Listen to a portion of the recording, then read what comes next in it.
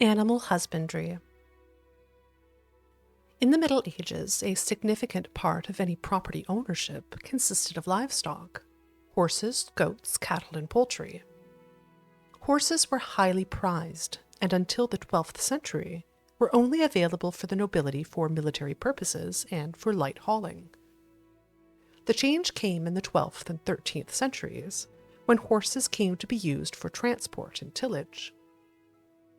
In Bohemia, horses began to be shod from the 11th and 12th century, up to the 13th only as a rule on the front hoofs, and later, when horses were used for heavier work, on all four.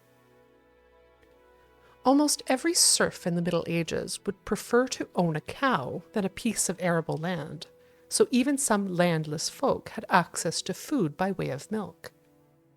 Curiously enough, in the Middle Ages, milk and dairy goods were not traded much. For one thing, many people had a cow of their own, but also because no effective means of milk and dairy product preservation was yet known.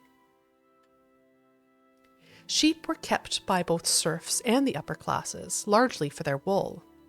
The poorest often kept a goat for milk and cheese. Pigs were left to forage in the woods all year round, feeding on beechnuts and acorns. Medieval pigs were much like wild boar and had little in common with today's pink animals. The most commonly kept poultry were chickens, and only rarely geese or ducks. All cattle grazed freely on the meadows around the village. In heavy winters, the livestock was kept inside the house, even sharing the same room with the people and serving as a source of heat.